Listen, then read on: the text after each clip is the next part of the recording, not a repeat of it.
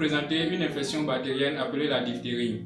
Sur le plan mondial, les ratios de mortalité pouvant atteindre 10% ont été signalés lors d'épidémies de diphtérie. Au cours de la dernière décennie, 4 000 à 8 000 cas de diphtérie ont été déclarés dans le monde par l'OMS. Au Bénin en particulier, au cours de ces dernières années, nous pouvons signaler un taux allant à 3,4%. Ceci étant dû à une mobilisation plus importante des jeunes enfants vers la vaccination. La diphtérie est une maladie infectieuse très aiguë. Elle est causée par un groupe de bactéries de complexe diphtérié, dont la bactérie responsable est le Corynebacterium diphtheriae. Notons également qu'il existe d'autres bactéries pouvant causer la maladie, comme Corynebacterium ulcerin, Corynebacterium spreadotuberculosis. Étant exclusivement humaine, elle se transmet par voie respiratoire et par voie cutanée. Elle est non immunisante, c'est-à-dire pas de réponse spécifique contre la bactérie, mais plutôt contre la toxine qu'elle produit. Une fois dans l'organisme, la bactérie va coloniser une muqueuse oropharyngée du larynx puis libérer la toxine diphtérie. Cette toxine va agir localement et se fixer au récepteur HB-PGF, induisant ainsi une endocytose et formation d'un endosome qui sera acidifié par la suite et entraîner une dissociation des sous-unités A et B. Le fragment A sera libéré dans le cytoplasme ou en présence de NAD+, et va inhiber la synthèse protéique, conduisant ainsi à la destruction de la cellule et à une réaction inflammatoire. L'immunité antidiphtérique est humorale caractérisée par la production d'anticorps spécifiques dirigés contre la toxine. Ici, l'anticorps signé est l'IgG. Ici, la réaction inflammatoire est caractérisée par l'activation des phagocytes résidant dans les tissus par des signaux de détresse émis par les cellules infectées et la reconnaissance de l'antigène O présent sur la paroi de la bactérie.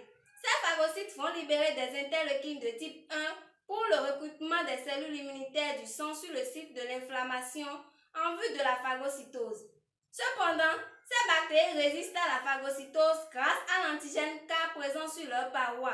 Les épithéliums nécrosés vont alors se recouvrir d'un exudat fibrineux riche en polynucléaires neutrophiles qui va donner naissance à de fausses membranes après 2 à 6 jours d'incubation. En effet, cette maladie présente des symptômes au niveau local et au niveau général. Ainsi, au niveau local, la forme la plus classique est une angine diphtérique avec formation de membranes blanchâtres, adhérentes et extensives dans toutes les directions en arrière et même vers le larynx. Elle s'accompagne d'un édème important de la gorge et aussi d'une augmentation des ganglions dans le cou qui peut être à la fois volumineux et douloureux.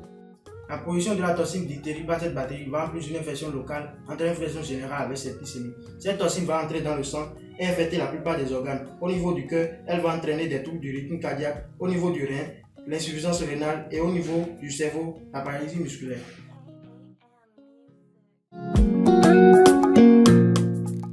Il est recommandé de commencer le traitement dès le diagnostic est posé. Le traitement regroupe 2 volets, à savoir le traitement curatif et préventif. Le traitement curatif repose sur l'ingestion de sérum antitoxique auquel est adjoint une antibiothérapie par pénicilline afin de détruire à la fois la toxine et la bactérie. La vaccination est aussi pratiquée car l'immunisation par la bactérie est faible et constante. Le traitement préventif repose sur la vaccination des nourrissons. Elle nécessite 3 injections sous-cutanées, avec rappel 1 an tous les 5 ans. La diphtérie est une maladie contagieuse causée par Corynebacterium diphtheriae. Elle produit une toxine et se transmet par voie aérienne et par voie cutanée. Par la vaccination, le nombre de personnes contaminées est considérablement réduit.